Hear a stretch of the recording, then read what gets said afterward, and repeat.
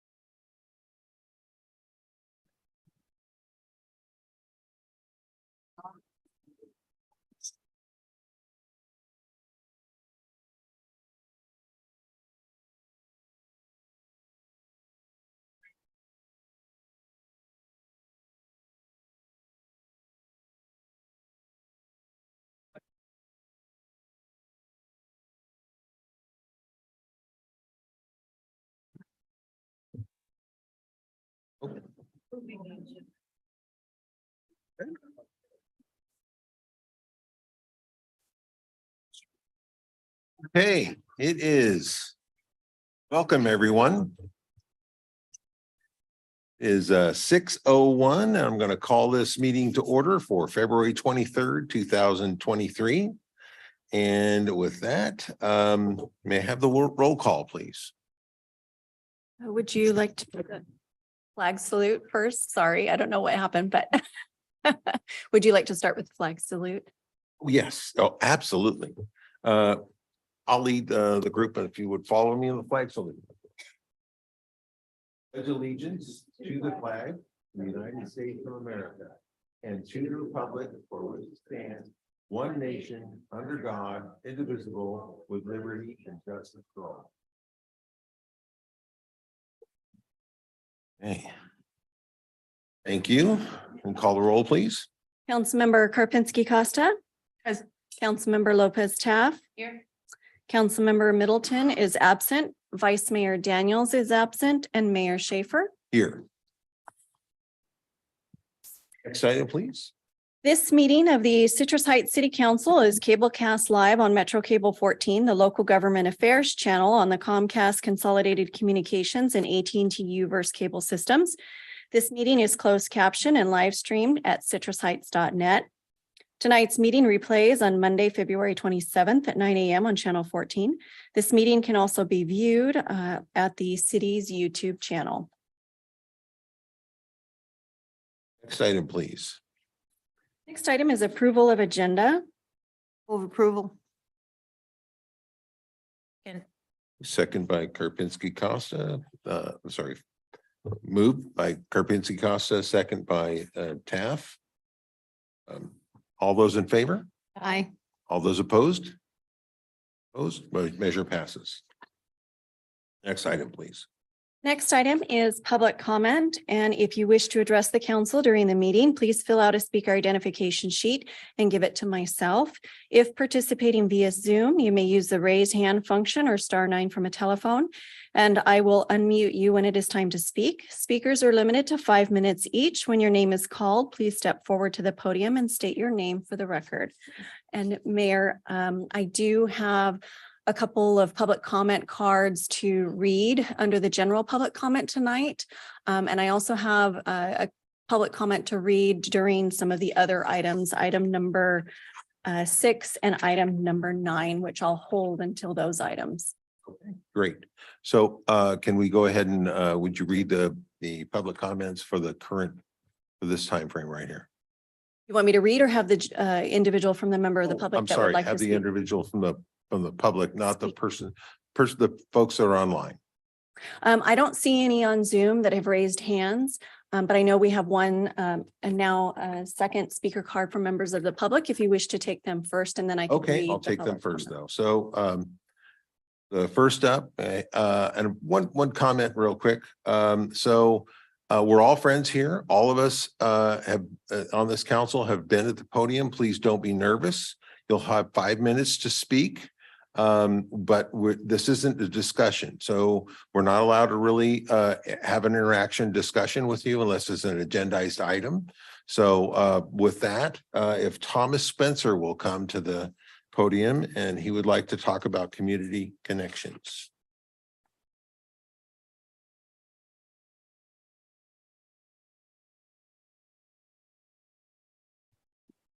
Good evening, Mayor, council persons. My name's Thomas Spencer. I am a constituent and member of Citrus Heights.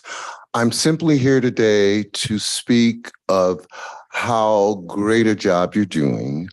I'm very pleased with our connective environment now, and just feel that it is incumbent on me and necessary to express my pleasure, as well as one might express other things. And that's simply all I have to say today, and I appreciate your time. Thank you, Thomas. Okay, next up, can I have Christy Venrick Marden? And she would like to talk about animal neglect and abuse.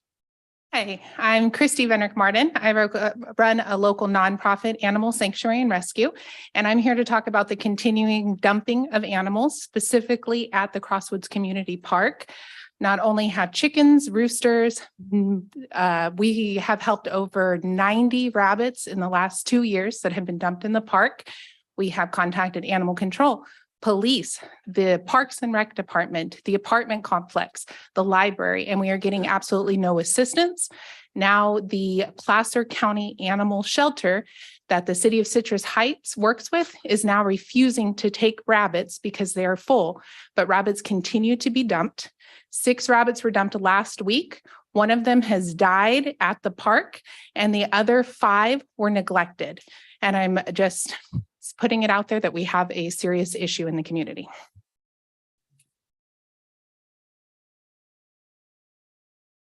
Okay, we have another speaker, Jackie Vaugh, and she is with the Sacramento Rabbit Advocates, and she would like to talk about rabbits at the Crosswoods Park. Please come forward. Hi, thank you for having me. I represent a volunteer community. We work with a bunch of rescues in the area as well. And we've actually been monitoring the situation at the Crosswoods Park, taking care of the rabbits there, rescuing them as well. And we've done this for a few years now. We've talked to CHPD, we've talked to Sunrise Park Department about this, Sylvan Library, CHAC Animal Control, Crestwoods Apartment as well. We've been trying to work with someone to take care of these rabbits, to get them to a new home, and we haven't really had any help with that. Citrus Heights Animal Control does not take any rabbits. They say they only take dogs and cats, even though rabbits are the third most popular pet, and they're very common here in Citrus Heights. We are told to go to Placer County, a totally different county, to take these rabbits to the shelter. And once we go there, they tell us they don't take any rabbits unless they're dying. So we really need to do something about these rabbits at the park, because if you search other areas that have rabbits at parks in other cities and other states, they actually have a lot of big issues with these rabbits, and it costs the cities tens of thousands of dollars. These rabbits, we have documented over 47 cases of them having illnesses and dying at the park. They have contagious illnesses such as syphilis, coccidia, parasites, ear mites. These are things that are transferable to humans and to other animals as well. So I really hope this is taken seriously. We've actually had one rescue, as Christy mentioned, that took in 90 rabbits in the last 2 years, 90 rabbits from the park, and we spent over $18,000 in vet expenses. So we're doing the city a huge favor right now. No one's stepping up to take care of the rabbits. This is a very expensive project, and we're at our wits' end here. We really need the Citrus Heights Animal Control to actually do something, take care of these rabbits, and the Citrus Heights Animal Shelter to actually open the shelters up and have the rabbits be rehomed there. And we are actually willing to take to help with this project. We've been reaching out. We can offer care on rabbit education. We can offer homes for the rabbits as well. We've actually adopted out 47 of the rabbits that we have rescued. So I'm really just hoping that something is done now. We've been trying for years and we just haven't heard from anyone. Thank you. Thank you. All right, next I have Elizabeth Rupert. Please come forward and Hi guys, I'm sorry, I'm nervous. I've lived here my whole life. I'm also a volunteer with the Girls with the Rabbit rescues.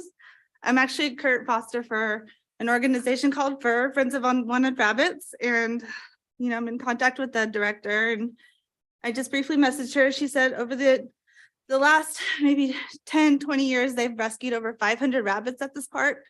They've been abandoned, neglected, ran over. I mean, I don't want to go graphic. I mean, you can only imagine the things we've seen and that have been seen when they have been rescued, like Jackie said. So, yeah, I guess my request here is to have surveillance cameras installed. So if they are reported, then it could be tracked on who's doing it. So that's my request, is surveillance cameras.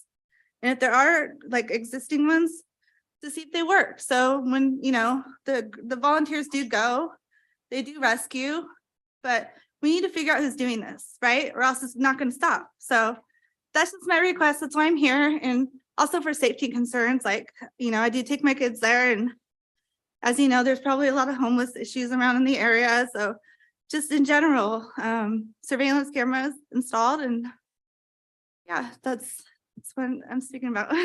Thank you, guys. thank you for your comment. You have any more comments from online? I do not see any raised hands on Zoom, but I do have 4 public comment to read.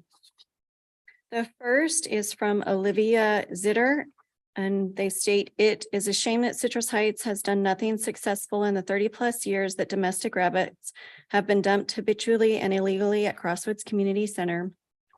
Over all these years, multiple rabbit rescues have tried to step in and stop this problem, but they are scared away often due to harassment from the elderly people living in the nearby apartment complex, the staff at that library nearby, and the unhoused people who live in the park. Imagine if this were dogs or cats. If someone was dumping dogs in the park and the dogs were having babies upon babies, the city would instantly step in to help. Where are they for the rabbits? Where are the police that are supposed to be preventing people from committing crimes like this? Where is animal control and the local shelters? Why is the city so good at turning its back on the issue?" The next public comment is from Cynthia Fagan, and they state, "California Penal Codes 597S and 597.1 state in a nutshell that abandoning pets and neglecting to give them appropriate care are crimes. The rabbits in Crosswoods Community Park are domestic rabbits that have been abandoned and are not receiving appropriate care. Park staff, law enforcement, and animal control are unable to address this issue effectively by themselves. Therefore, they should work together with each other and with local animal rescues to address the issue. One of many reasons aside from the California Penal Code for addressing this issue is the fact that residents have spotted coyotes in the area. With self-preservation instincts being dulled by breeding for docility, domestic rabbits are easy to catch in comparison to wild rabbits. If coyotes repeatedly go to Crosswoods Community Park, they may acclimate to people and approach small children as prey or try to snatch food and bite in the process.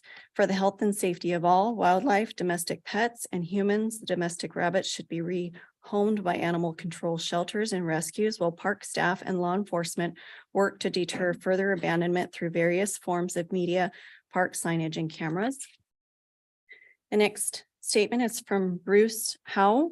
The city needs to do their job and fix the myriad of issues at Crosswoods Community Park. It is a dumping ground for rabbits and all kinds of unwanted pets. It's time the city create a project in partnership with the shelter and animal control to deal with this matter. It's unfair to transfer the burden of caring for the issue into groups that are not based in Citrus Heights. Citrus Heights must use your own resources to deal with your own problems instead of forcing other groups to step in. Stop denying your responsibilities and obligations as elected officials. This is an urgent issue that your community cares about and you are not addressing. The next public comment is from Crystal Kwong. I've witnessed the ongoing abuse and neglect of domestic rabbits at Crosswoods Community Center and Park. Many have shared that the abuse of these animals has been going on for over 30 years. Sunrise Parks and Rec and Citrus Heights Animal Services have continually passed the responsibility to other agencies, while no one is being held accountable for the ongoing illegal dumping of pets. I have found far too many sick, injured, and deceased pets at this one park, and it's appalling that anyone with a heart would allow this to continue. Last year, Animal Services confirmed that it was illegal to abandon pets at the park, but they have shared no plan to hold people accountable. Almost every day, the police are in the park watching the unhoused people, but we still have people dumping domestic rabbits and chickens. With Easter coming up, we are anticipating an influx of dumped animals in the coming months.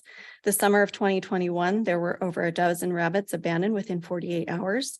Over the years, multiple animal rescues have tried to help at this park, but they eventually stopped when they were harassed and faced with violence from people in the park. Last year, I discovered a breeder who was hoarding the rabbits in her bedroom and letting them run free in the park when she couldn't sell them. At one point, she had over 20 rabbits in her bedroom. She was never held accountable for her abuse of rabbits. And Mayor, I do see that an individual has raised their hand on Zoom. Great, let's hear their comment. Just give me a.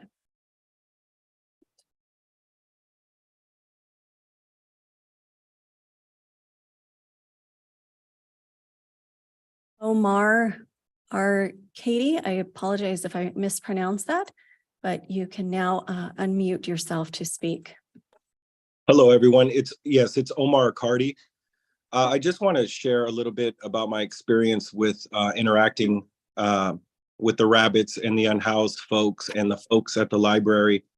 It's definitely become a challenge, especially for someone like myself that cares about the community, cares about what the animals are going through. And it's just a really negative experience all the way around. I see that there is some signage, some attempts to try to get people to prevent from doing what they're doing, but it just seems like nothing's really gaining traction. I would like to offer myself as a liaison to try to help and figure something out that we can do, because it's definitely an issue that needs to be resolved. And I'm willing to help out and check in at the next city council and find out if there's anything that we can do or I can do personally to help. That is my time. Thank you.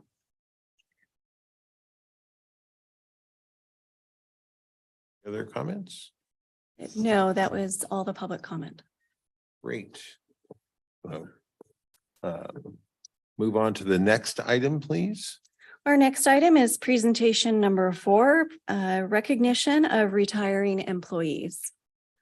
Hey, great. This is a great opportunity as, this is my certainly first time serving as mayor, and this is really an honor to really recognize some of our long-term employees that are retiring. only one of which is here tonight.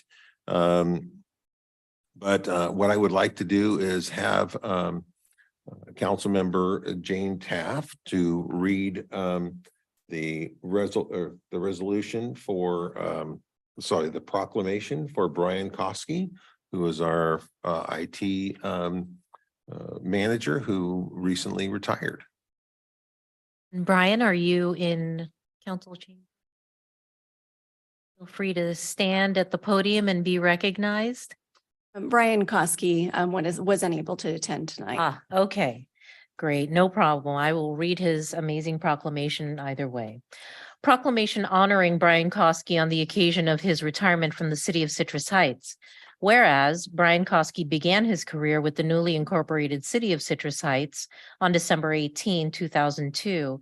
During his tenure with the city, Brian has served as a senior network systems analyst, principal information technology analyst, and on November 16, 2008, was appointed to the position of information technology manager. And whereas Brian distinguished himself as a hardworking and dedicated public servant, at all times committed to the city's core value, providing responsive customer service by ensuring operational efficiency of city services through the use of technology. And whereas Brian's many accomplishments include the implementation of virtual servers that save the city thousands of dollars, thank you, Brian, on not buying physical servers, and during the formation of the police department, he designed a secure network system that was approved by the Department of Justice, saving the city the cost of utilizing an outside vendor.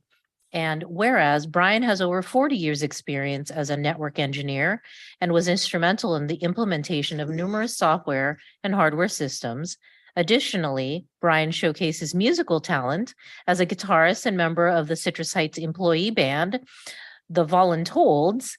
And whereas Brian was committed to working collaboratively with all city departments, identifying strategies to solve longstanding issues for the betterment of the Citrus Heights community and to further city council objectives. And whereas Brian Koski has served the city of Citrus Heights with distinction, his leadership, expertise, and experience have greatly contributed to the success and excellent reputation for which the city has come to be known. Now, therefore, be it resolved that the City Council of the City of Citrus Heights does hereby commend Brian Koski for his many contributions, steadfast dedication, and exceptional service, extending to him the sincerest gratitude and appreciation for all he has done for the city, this community, and all those who live, work, and play here. Well done, Brian. Did not know we had a employee band. Yes. Voluntold, who knew? Dr. Karpinski Costa, would you be so kind as to read the proclamation honoring Monica Alejandres? Is Monica here? Unfortunately, she was also unable to make it tonight. I will say I'm really proud to read this because I was here when Monica first started. I remember when she got hired. So proclamation honoring Monica Alejandres on the occasion of her retirement from the city of Citrus Heights. Whereas Monica Alejandres began her career with the newly incorporated city of Citrus Heights in 1997 as a contract employee and later hired on as a full-time city staff member in June of 1998, serving as the city's fourth employee. During her tenure with the city, Monica has served in a variety of positions, including executive assistant to the city manager, support staff supervisor, management analyst, assistant to the city manager, and in October 2017 was appointed to the position of human resources manager. And whereas Monica's impact on Citrus Heights was immediate as she worked diligently on policies and procedures to support the early years of development of Citrus Heights as an agency, from recruitments to service contracts to customer service, operations of City Hall. And whereas Monica's many accomplishments further include providing critical and administrative support, institutional knowledge for 4 city managers, to the first city council, and to the city manager during the city infancy and through the establishment of the revenue neutrality agreement, assisting with the stand-up of the administrative services department, human resources division, and the police department. And whereas Monica played a crucial role as the lead project manager for the planning and construction of the new city hall, ensuring deadlines and deliverables were met and the building was ready to serve the community. And whereas Monica's extensive knowledge and experience helped lead the agency through the tumultuous 2 years of the COVID pandemic, as she worked tirelessly to keep the organization healthy and armed with procedures, protocols, and PPEs. Sure what that stands for. Whereas Monica's commitment to working collaboratively with all city departments, identifying strategies to solve longstanding issues for the betterment of the Citrus Heights community and to further city council objectives, spanned the longest tenure of any city employee to date. And whereas Monica's done a lot, whereas Monica has distinguished herself as a perceptive, inclusive, loyal, and dedicated public service, her innumerable contributions and invaluable guidance significantly and permanently enhance the evolution of the city as we now know it. And whereas Monica's heartfelt commitment to helping others, her sincere care for her coworkers, her genuine interest in the lives and aspiration of her colleagues and community members, and her dedication to the collaborative improvement of all that she was involved in will forever remain the truest testament to her character, integrity, and spirit of goodwill. And after all is said and done, will be her greatest legacy. Now therefore be it resolved that the city council of the city of Citrus Heights does hereby commend Monica Alejandras for her many contributions, steadfast dedication, exceptional service, extending to her the sincerest gratitude and appreciation for all she has done for the city, this community, and all those who live, work, and play here. I wish Monica good luck wherever she goes. She's wonderful. So at this point, can I ask Greg, our Chief Building Inspector, a building official, sorry, Greg Anderson, just come forward to the podium, please.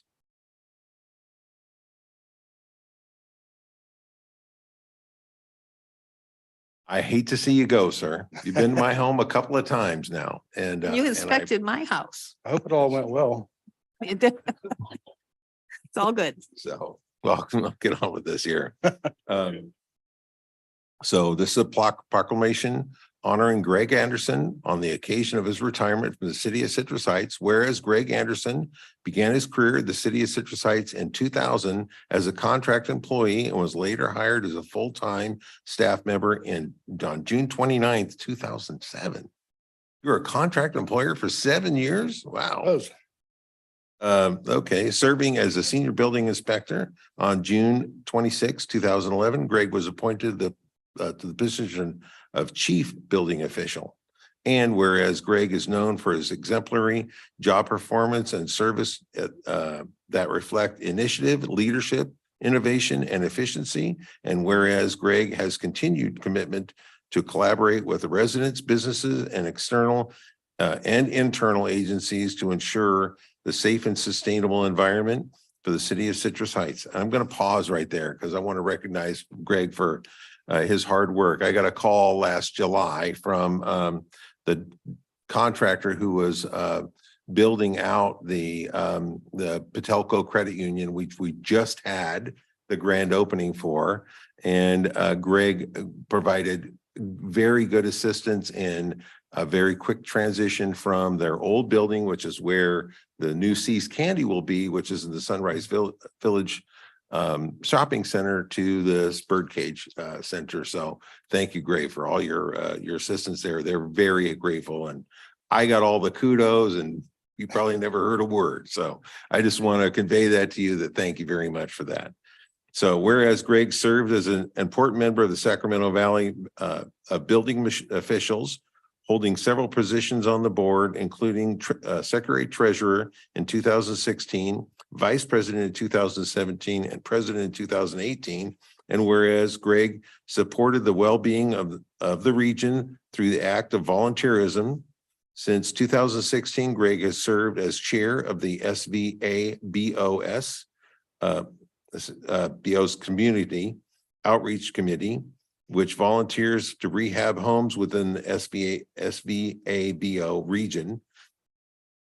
His acts resulted in numerous critical repairs of residences in Citrus Heights and throughout the region, ensuring safe and sustainable habitable homes. And whereas Greg received the SVA BO's President Award in 2019 for his exemplary leadership in the building and safety industry, and in the 2022 Greg Welch Award that recognized his commitment to building safety and ongoing development and mentorship to those interested in growing in the building trades. Whereas Greg has been accredited 20 plus professional certifications, including Chief Building Official throughout the International Code of Council. And whereas during his tenure, Greg oversaw the issuance of 47,373 building permits. I had two. And Three. including a total of 37,339 permits in his direction as chief building official. And whereas Greg's focus on mentoring and creating a future building and safety leaders has left a legacy that will impact the public sector for many years to after his retirement, including those who have had the pleasure and distinct honor of working alongside him. And whereas Greg has served the city of Citrus Heights with passion, exceptional service, and knowledge, his reputation in the city of Citrus Heights, the region, and nationally will not soon be duplicated. Now, therefore, be it resolved that the City Council of the City of Citrus Heights does hereby commend Greg Anderson for his many contributions, steadfast dedication, exceptional service, extending to him with the sincerest gratitude and appreciation for all he has done for the city, this community, and those who work, live, and play here. With that, can I invite the council members down to the podium to present this proclamation to Greg?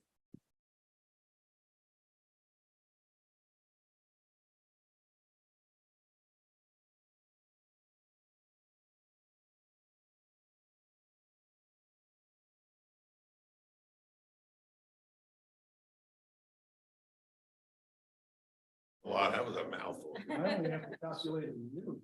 Okay, I'll stand on this side. Jane, why don't you come over here? There we go. All right, so let's hold this all.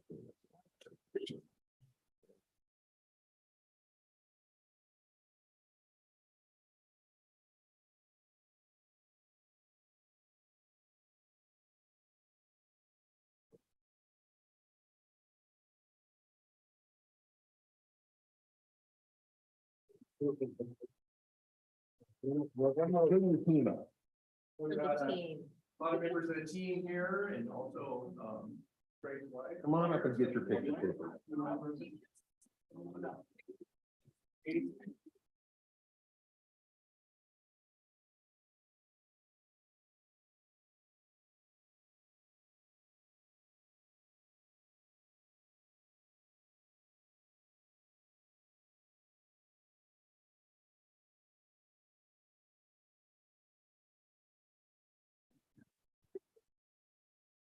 Ready?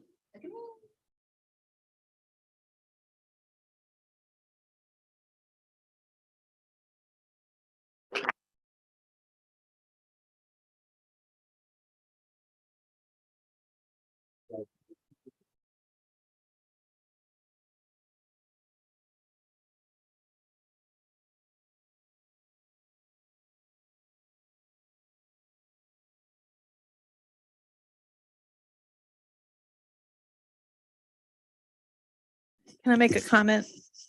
Mayor? Yes, I absolutely. just wanted to say that I think it speaks pints and gallons of how great our employees are. They stay here for so many years. The contributions that they gave to this city, because I've been here since the beginning and have seen these three people and everything they've done for the city in different ways. And I just think this is a great city because they made it that way. And thank you, the three of you.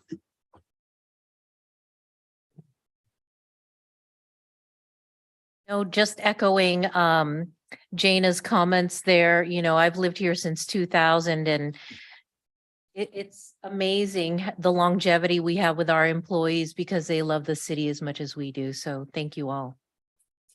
Great. Move on to the next item, please. Next item is comments by council members and regional board updates. All right, let's start with Dr. Jana Karpinski Costa. I have been very busy. My calendar is full. I'm a new board member on several boards, so they have to have orientation of new board member. Here's our budget, here's our welcome packet, special meetings. And so it's wonderful though, because it's all new stuff for me. And let's see, we start with, I'm a regular on the Mosquito Vector Control Board. So I did go to that meeting, and to let you know, those mosquitoes you see at this time of year are not the mosquitoes that carry West Nile virus. They are annoying. They do bite. As you know, only the females bite. The males do not bite you, but they're the ones that travel like kind of like this in front of your face. So we don't worry about them carrying disease at this time of year. If you run into any in the next month or two or 3 or 4 or 5 that bite your ankles during the day, especially, we want to know about those. And so I did notice there was a couple of nice sunny days. So I thought I'd go clean out my backyard. And lo and behold, I found standing water in a lot of old pots, vegetable pots. And so be sure to drain. Those mosquitoes are going to come out of the winter mode. They're going to be hungry. They're going to want to lay their eggs, and they're going to want to multiply. So be sure to protect yourself just from biting. I'll let you know around May is when the West Nile mosquitoes come forth. So more update on that as we go. So I'm on the STA board. That is the Transportation Authority. And so I did have a meeting with the just one-on-one and met the general manager, got their budget, try to understand where your sales tax dollars go. And I had a short meeting one time. It was mostly a consent type thing. And so as that assignment progresses, I'll let you know what I learn and what I know, how it affects you. The one thing I did report last time, which I'm still proud of, is they do handle the freeway service patrol. So if you break down on the freeway and they zoom in to help you, they're the people that organize that. But my real favorite assignment is the sewer district. So I've scheduled a tour of the Echo project. Or if you might recall, Councilmember Bruins used to report on it all the time. It's this 20 acres of one building that takes up 20 acres. And I think I read that they used enough electrical wire that would stretch from Sacramento to Phoenix, and how many tons or cubic feet of cement it took to build this building. And it's for the tertiary treatment of water. So water is treated, the sewer water that you flush starts going down that way, but by the time it comes out, they think the river has more pollutants in it than the water that comes out of their system that goes into the river. So it's tertiary treated water that is it's incredibly clean. So I have not gotten to tour the plant yet. And I did have my one-on-one with Mr. Dobson, who runs the agency. What a well-run agency. So I will say that much I learned by looking at their documents and their welcome packet, which is that thing. And so anyways, I'm very excited about that assignment. And there will be, it's going to LAFCO to combine the SAC area sewer with the regional sand sewer, so that there are some portions like Folsom, some parts of the city of Citrus Heights that are not in regional sand. I mean, they are in regional sand, but they're not in Sacramento sand. So they're kind of now going to just put them all as one big giant district, which makes sense. What else did I do? I did, if I think of anything else, I'll tell you, because we've just been doing mostly Zoom meetings and sewer. Yep, that's it for me. You've been up to Councilmember Taft. All right, a little bit of fun and a little bit of business. I went to both crab feeds in our town, the Seroptimus Kiwanis Club crab feed on the 10th, and the following day, the Rotary crab feed. Amazing events. You have to attend one, if not both of them, next year. I also attended the Sunrise Marketplace board meeting on the 16th. Very informative, very interesting, especially in light of Sunrise Tomorrow. And these are business owners who primarily make up the board, and they are very interested in thriving further in Citrus Heights. So that was heartening to see. I have a favorite too. I love going to the library and I'm on the SAC library board. We had our orientation on the 16th. Did you know there is a library of things? You can actually check out a lawnmower, a KitchenAid mixer, a cake pan. There are so many things that our current modern library does that I was so delighted to hear about because I began as a child attending my neighborhood library and very excited to be part of this board. I also went to my neighborhood association meeting. We were able to meet our speaker for the night was Tanya Kravchuk, who is now one of our representatives on the San Juan Unified School District. And so I was very, very delighted to meet her. Wonderful young woman and very interested in doing great things on that school board. And finally, I had my regular library board meeting today. Great, thank you. So it's my turn. So I sit on the Sacramento Area Council of Governments, SACOG. I've been through 2 of the new board member orientations. I have never met it's a board of 31 members, very welcoming group. And we've had a lot of very interesting discussions. One of the discussions that's currently we're talking about right now is what's called the blueprint for Sacramento. So I'll be talking more about that at some point in the future, but it's essentially sort of a layout, a projection of what the Sacramento area population will look like in 2040 compared to what it looked like in 2016. So that was, like I said, that was very interesting. I do want to remind folks of the an event honoring Black History Month. This is at the Fountain Square, the Community Center on February 25th from 1 p.m. to 4 p.m.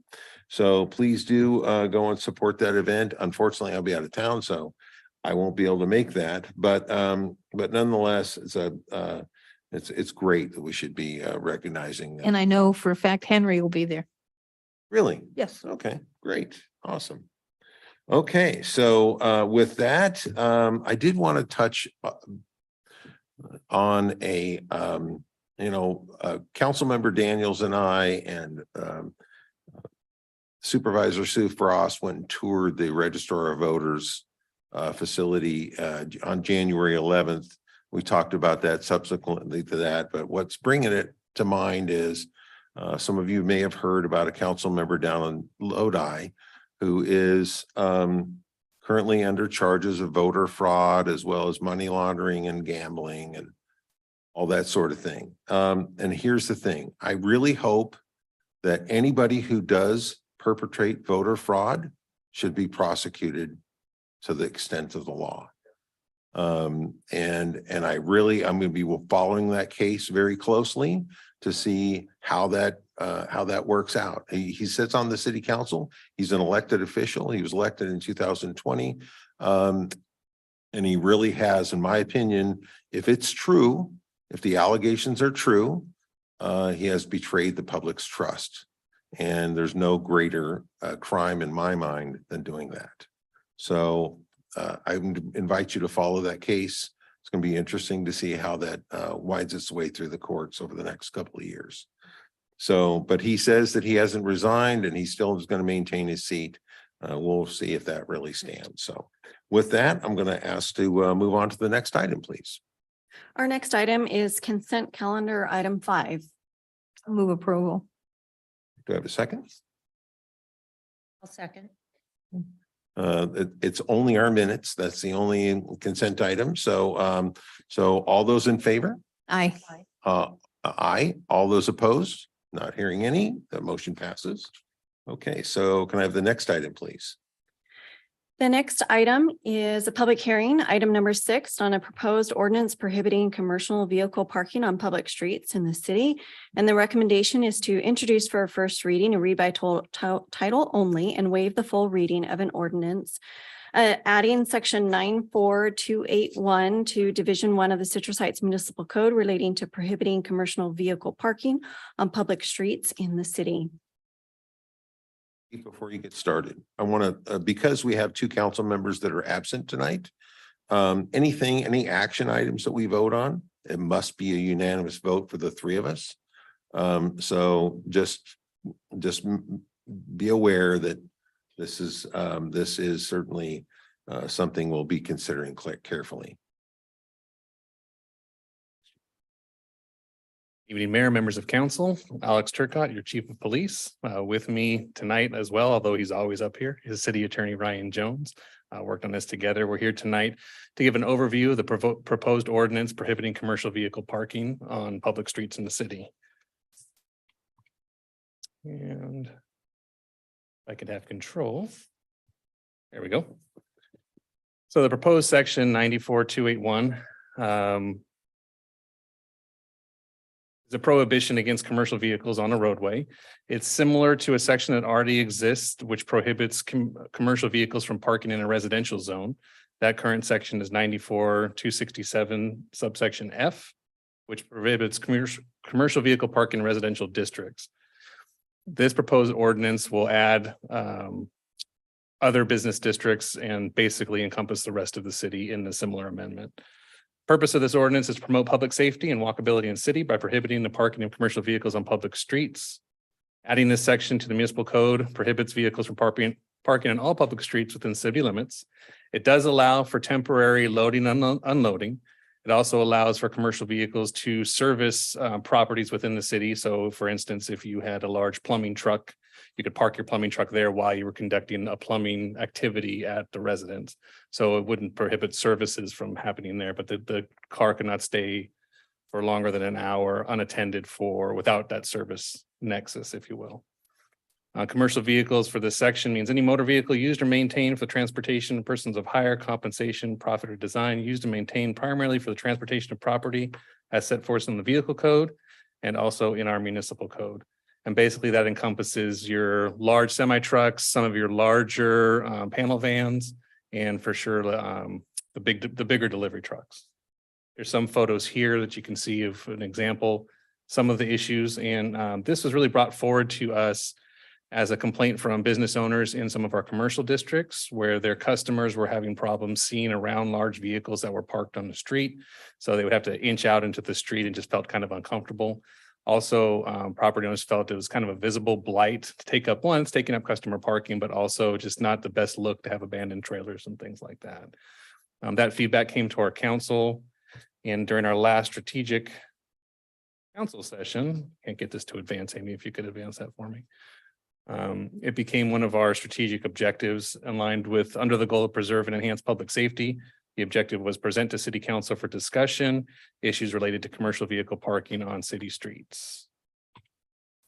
There's no anticipated fiscal impact associated with this action. The police department is responsible for the enforcement of the ordinance, as with all established on-street parking. The penalty for violation of this ordinance is proposed to be $112.50, which is consistent with the other section that prohibits commercial vehicles in residential areas. That'll require an update to council's resolution that creates the bail schedule for those violations. If approved by council during our second reading, we'll bring back an updated resolution that will add that fine specific to section 281. The other sections that you see here are just reference sections that show council's ability to issue fines of this type and under the authority for civil penalties of violations of our code. Outreach. So obviously, business owners had come to us with this feedback. We also wanted to make sure we could hear from other folks in the area. We actually had our city volunteers, our police department volunteers, actually take leaflets out and place them on the vehicles that would end up being prohibited under this section. They left flyers on over 100 vehicles, asking for feedback to see if there's any input from the registered owners. To this point, we have not received any feedback back from those folks. We did try to do that outreach there. We also followed our normal posting. This was published in the Messenger February 10th of 2023. And then we verbally briefed not only our Sunrise Marketplace directors, but also the Chamber of Commerce about our intents with the ordinance. And they expressed approval for our efforts there. After publishing the ordinance, we did receive feedback that some of the language in the ordinance might be too vague. It was very simple language there. So in order to add clarity, there is some proposed language should council want to amend the item. This language here is largely consistent with section 267 and adds more clarity into the ordinance, basically how long you can park, for what distance you have to repark within a 24-hour period, and adds those issues of loading, unloading, and servicing locations with the delivery truck. Next steps, if approved, if council approves the first reading, the second reading of this ordinance would take place on March 9th. And the proposed ordinance could take effect April 9th of 2023. Before I go to questions, City Attorney Jones, you have anything to add, or did I miss anything here? No, I think you covered it. Thanks, Chief. Thank you. All right. Can you go back to the slide, the one before? This one. Huh? So this isn't the language you would put in. This is because this says residential district. Correct. You're talking about commercial districts too, right? You'd want it to Yeah. say commercial district, Yes. It should say any district now, but we can. we can residential definitely- or commercial. So you'd want to fix that. We'll fix that, yeah. That's a Okay. cut and paste error, sorry. Well, I was concerned with this, that it didn't say, the original draft didn't say how long could you be there? I mean, if I'm going to call the police department, say there's a guy there, but I don't know how long he's been there. Mhm. And so I know it used to be, and it wasn't, if it is in the other one, the other 267F, and this is not a subsection of that, it's a altogether new number. So, okay, so I'm happy with the adjustment, with adding is that another- additional another language. Point if, correct me if I'm wrong here, but we could actually go back and just amend this original section to just say all districts and then avoid having to issue another number in general, if that was the pleasure of council. Well, We that's could up to amend- we could amend whoever that way. does our ordinance, because it could have just been a subsection of the old section. We had contemplated that, whether you just amend 267F. We just thought it made more, really, it was a stylistic formatting decision to just add a new section related to the, That's why you need to repeat all of the ands, ifs and buts and how many hours. And so it's a stupid question now. If I see a truck parked where it's not supposed to park, and I call the police department and they ask me, is this a crime in progress? Is it a crime in progress? No. All right, so the Because fact that that's he's the- there now. That's an administrative violation in your presence. Not exactly a crime in progress. Unless the attorney would like to say otherwise. would not. Definitely a violation of our code, for sure. Mhm. I have another question of clarification. Hi, Chief. Hi. Question for you. I have small business owners, whether it be a plumbing company and their trucks, but not semis. Mm. And so I understand if it's just a vehicle truck, that's different, but these are larger than a regular drive around truck versus a service truck. Does that also qualify under this ordinance? Sure. What the definition relates, it says to section 94-172 of the code. We specifically reference that. It goes by weight. So it would be semi trucks, but it also includes trucks that have a maximum gross weight limit of 5 tons or more. So your vehicles that are below that wouldn't qualify under this. Because I have quite a few in my neighborhood that I'm not happy to see every day. Thank you. Some people take their vehicle home with them, so that's their work vehicle. They might be a service plumbing outfit or something. May have to find a parking space then adjacent to their home or somewhere else and on They the park road. in their driveway? There's no prohibition from that in this ordinance. So just to clarify, even a 1-ton pickup truck is still below the 5-ton rating typically. Like a 3,500, for example, is probably 8,000 pounds, something like that. So it definitely wouldn't apply to even it could be a commercial vehicle, but as long as it isn't, designed for for heavy hauling, for heavy duty work, then I think the 5-ton rating is about right. So, Public hearing, get open a public hearing. well, okay, well, I'm just making my comments right Oh. now. My question is, and I have a question for the chief. So, how long have people, why did this come up just now? What's the, how come it didn't come up 5 years ago? Was there some kind of change in the neighborhood that sort of people started parking their commercial vehicles there? Has this been a longstanding issue and it just kind of grew into a problem, or what was do we have any documentation as far as how long this has been an issue? Really a matter of perception. So this was brought forward to us late last year. The behavior itself seems to have been occurring for a long time, but prior to this ordinance, there was nothing unlawful about the activity. So this was more of business owners feeling that they could improve the quality of life for their customers and being responsive to the feedback they were getting there. But those would just be guesses of why they chose that timing. So the activity of parking on some of these commercial streets with the commercial vehicles has been a longstanding issue. It just hasn't been anything to take action on unless there was an ordinance that violation. And I quite honestly didn't really notice anything till about 2 or 3 years ago. Personally, that was where it really became apparent to me that I would drive down Sunrise Vista Drive, and I think that's the name of the street. But I just happened to notice that there was an awful lot of commercial vehicles parked there. So with that, I'm going to go ahead and there's no other questions or comments from council. I'll go ahead and open the public hearing. I have one speaker card, so I'm going to open the public hearing. And I would like to invite Scott Brown. He wants to talk about this particular item. And you have 5 minutes. And again, you should feel comfortable here. Don't be nervous. Yeah, We're all here to listen. not good at this, but I'll try. Okay. You guys brought up some good subjects about that. When was this done? Why is it all of a sudden a problem right now? And there is one business owner that we're aware of that said this, and he's got his commercial trucks, but he's got them in his parking lot. Can you get closer to the microphone? Better? So he has several big, huge trucks, but he parks them in his parking lot. And I've parked on that street and I have received a ticket for that. But a few years ago, I never did. Now, all of a sudden, because this one guy is having a problem because his customers, he's got a huge parking lot for hundreds of cars. And he got mad because I guess, like he said, maybe they came out and they were uncomfortable because but there's a big trailer that sits there for weeks at a time. It's not the smaller trucks or anything like that. So my question is, if that's such a problem on this commercial street, which we were told to park there from parking enforcement, because one of the vehicles that parks there is my neighbor down the street who has a moving truck that's right about at the borderline of the 5-ton thing you guys are discussing. And she came to ticket him in his neighborhood.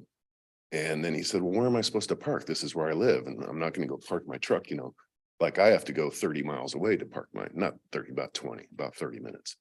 And she says, well, you can go park over there by the mall. That's a commercial development and you can park there. So that's why he and some of us have parked there before.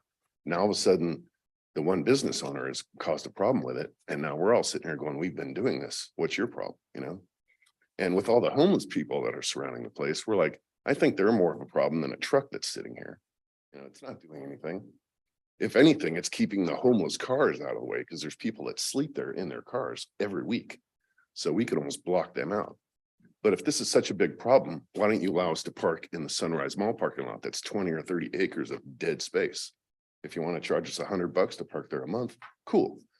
Firestone's empty, Sears is empty. That whole back section has hundreds of spots. We could park our 5 or 10 trucks right there, give the city $100 a month. At the end of the year, it's $1,000, $2,000, whatever it may be, beneficial to the mall, beneficial to you guys, beneficial to whoever. And it helps us out as just normal public people that don't want to go drive 40 minutes away to go park at Watt or way down by who knows where, So it saves us time in our day, lets us spend more time with our kids and our wives. And it's not a really big hassle. They're just sitting there doing nothing. I think there should be an option. If we can't, which we've been there for years, and I'll put us right on the other side of the skating rink in all that dead space. We'll give you $100 a month for it, It's not hurting anybody. The problem with that is we don't own the mall. I get that. We But- can't rent something doesn't belong to us. So You can. It might be a conversation to bring up. If you don't ask, you don't know. That's why I'm here. If I don't ask, nothing changes. So, Fair enough. Thank you. thanks. And Mayor, I do have one public comment to read tonight, if there are Let's hear no it. other comments from the audience. And I do not have any on Zoom. So I'll go ahead and read the public comment. It's from Kathy Lynn Carpenter, the Executive Director with the Sunrise Marketplace. She states, last fall, we were alerted by property owners along Sunrise Vista of an issue with large commercial vehicles parking on the street. This caused a few problems. The trucks blocked business signage and, more importantly, were difficult to see around when pulling out of Sunrise Rollerland, India Oven, and other business entrances. Officer Schouten noted that it was a hazard when cars had to pull into the oncoming lane to see around the trucks. We requested the city review this and see if an ordinance could address the problem. We support this ordinance, which will benefit Sunrise Vista and other areas in the city experiencing similar issues. We greatly appreciate the city and CHPD responding quickly and effectively with this ordinance. Great. So with that, if there's no other comments, I'm going to go ahead and close the public hearing. All right, so if can I have are there any further comments from council? No, but I'll move the ordinance as we talked about the amendment of adding in the language that this is supposedly a subsection of, and move that subsection language into this. Does that make sense? Well, let me just be clear. So Uh, we can either add the language into the proposed ordinance under the number that we had originally proposed, or are you asking that we make it a subsection of the current? No, well, he explained that you wanted to have a separate number. So we need to take the language out of the one that it's supposedly a subsection of and take that language and put it into its own, into this number. Sure, it's actually just a matter of preference, whichever one you guys prefer. Just be, the motion would need to reflect that. So if you make the motion, please identify that you'd like the language. Understood, we've got to change. I would like the residential. language from 267F put into the ordinance. What is this number? 281. 281. So with that language addition, I make the motion. Have a second. Second that. I have a comment really quick on this, and that is, I just want to make it clear to the public that Kathy Lynn Carpenter is the manager of Sunrise Marketplace. I don't know what the total count of businesses that she represents, but it's a lot, hundreds. And so her concerns certainly carry some weight with me in particular, because I do respect that her constituent business owners there do voice their opinion very strongly. So with that, I'm going to go ahead and support this item, and I will ask for a roll call vote, please. Councilmember Karpinski Costa. Yes. Councilmember Lopez Taft. Yes. Councilmember Middleton is absent. Vice Mayor Daniels is absent. Mayor Schaefer. Yes. The next item, please. Next item is public hearing, item number 7. The subject is addition and amendments to adopted master fee schedule. The recommendation is to adopt a resolution establishing a new fee and amending the city user fees for certain services provided.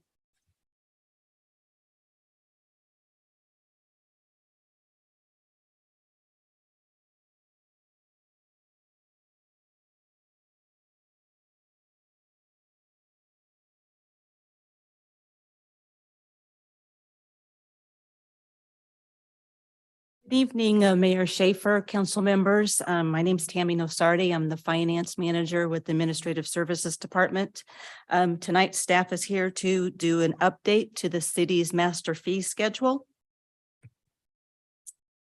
The master fee schedule was adopted by resolution in 2019 with resolution 2019-109 on December 12th, 2019. The schedule can be found on the city's website under Administrative Services Department, Finance Master Fee Schedule. The fees increase each January by the CIP from the U.S. Bureau of Labor Statistics Consumer Price Index, all items San Francisco area as of October of the previous calendar year. Staff analyzes the schedule annually and brings adjustments back to council when necessary. New fees are presented through a public hearing. Tonight, staff is here to hold a public hearing for 2 new fees. Once the public hearing is closed, staff will then recommend 3 adjustments for council's consideration. So in regards to the public hearing, tonight's public hearing is for the 2 new fees for the shopping cart retrieval approved by adoption of ordinance 2212 back in November 10th of 2022. The first fee is a $25 shopping cart fee and is due from cart owners when retrieving their carts from city storage more than 3 days after notification. The second fee is a $50 per occurrence state mandated fee to be collected if a cart owner has more than 3 occurrences within a 6-month period. If approved, these 2 fees would go into effect on April 24th of 2023. I don't know if we want to do the public hearing now, or should I just go on with the adjustments and then open the public? Yeah, okay. The fee adjustments are, there's 3 fee adjustments. The first one is the rental housing inspection fees. In an effort to be more transparent, staff recommends adding the rental housing inspection fees to the master fee schedule under the police department section.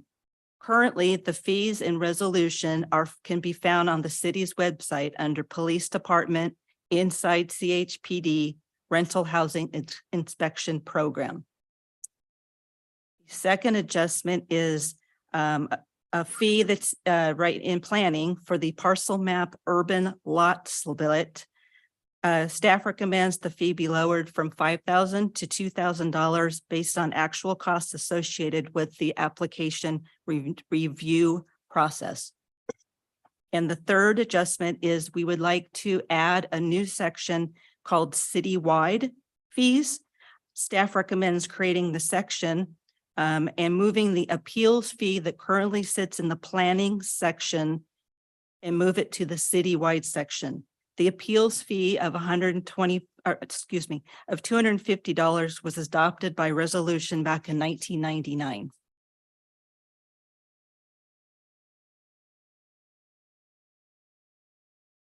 Staff recommends that the city adopt the resolution for the 2 new fees and the 3 the 3 adjusted fees.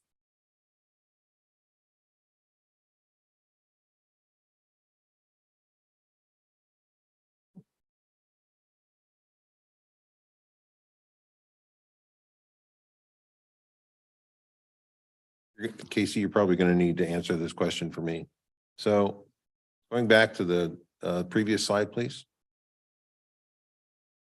This is about the urban lot split. So we're reducing that fee from $5,000 to $2,000. So is this related to SB 9? That's correct. We've now had the opportunity to process a few of these maps. We weren't sure when we first set the fee, how much it was going to cost us. Now we've had a few go through the process. We see that it's much cheaper than the 5,000 and it's a bit of a barrier for entry. So we thought lowering it would help eliminate a barrier potentially. Well, so for the audience who's not aware of what SB 9 is, SB 9 was rushed through the state legislature in 2021. We had to do a sort of an emergency adoption of a plan in order to discourage that what the current council said at the time with this, and one of my comments was that SB 9 is a neighborhood killer. It essentially allows the demolition or the addition of it's either 4 or 6 dwellings where currently only one dwelling exists. So our measure that at that time was to slow this down until we had a better understanding of it. And my personal feeling about it is that, and I think this is not great for our city to have this imposition from the state. And I want to know, I would like to know from you, Casey, what are the consequences of not reducing this to $2,000? I think we are only permitted to charge what the costs are that it costs us to provide these services. Confirming with the city attorney on that. So basically it's a deposit. We do a drawdown account and we bill the folks that are going through application, whatever it costs us to provide those services. And we end up refunding money numerous times. So that's why we thought we'd eliminate that step and maybe make it less big of a return at the end of the day.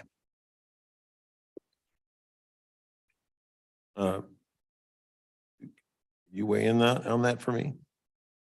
I concur with what Casey's saying. You could keep the deposit higher and return. We can't make money. We're not allowed to exceed our costs in the fees. But if you want to keep the deposit at a higher amount and we return it in case that threshold doesn't get reached, we could certainly do that. So so far, how many people have taken advantage of SB 9? Looking at Allison, about 7 of them. 7 lots. And how many that went from 7 homes to how many homes are proposed there now? Those are the splits. There's Those are the different splits? options. They could as you explained, there could be splits, there could be additional homes on there. So it gets a little bit complicated, but those are the splits, which are So the potential is you could have up to it's 6 homes per lot, right? 6 dwellings? four per lot. Well, so we could go from 7 to 28. Right? In theory, it has not happened at this point. In theory. That's the other question is that there's a movement in some Southern California area to take SB 9 and recall it. If that happens, what happens to the people who have already participated in splitting lot? Do they have to give back their lots? I think once the map's recorded, it exists and is there for perpetuity. Yeah, I'm familiar with there's a lawsuit from charter cities that have tried to attack. There's another movement. I heard of it on the League of Cities thing and somebody announced their website where they're trying to put it on the ballot for a popular vote. Right. I think once it happens, it'd be hard to untangle that after the fact. You'd think the lawsuit would put in abeyance all current, you'd think they'd put a TRO on it or something. You certainly could but ones that have already been consummated, I think that's too late. But if you're in the middle of it and you put some kind of lis pendens or a TRO in place, that would hold those at that point. Somebody better get on it. Is there an accounting cost associated with refunding this money after the process is over with? I mean, no, I mean, 5,000 and you refund 3,000 versus 2,000 and you refund $500. I mean, it costs us the same to process those checks. It's just a matter that you're having a large deposit on account that you're then going to just turn around and return.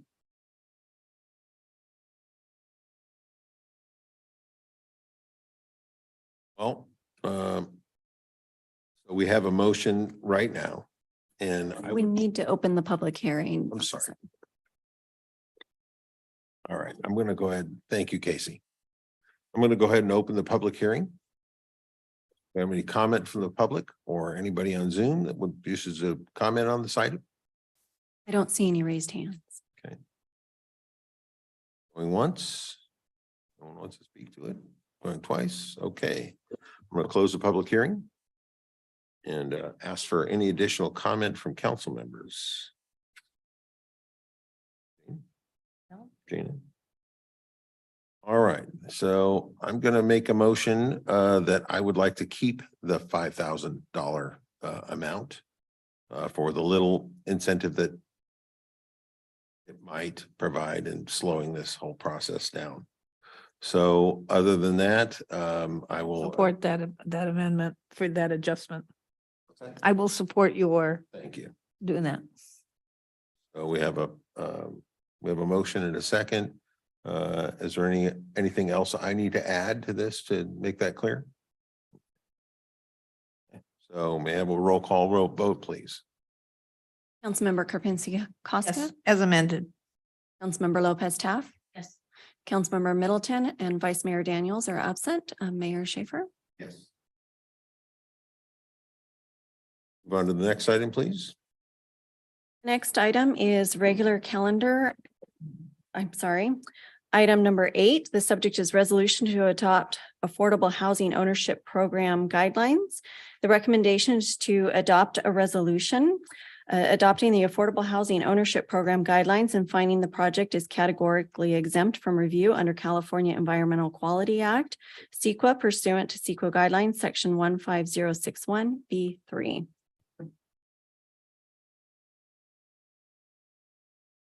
Good evening, council. Very happy to be before you tonight. I'm Allison Bermudez with the Planning Division, along with Nicole Piva from the Housing Division, to present to you a program that we've been working on for about a year. We're very pleased to present to you a proposal for program guidelines for affordable housing development in the city. All right. So first of all, the reason we're presenting these to you tonight is if you recall, a few weeks ago, I brought a presentation to you on several new housing legislations that became effective this year. Several of those bills that were presented had that affordable housing component with it.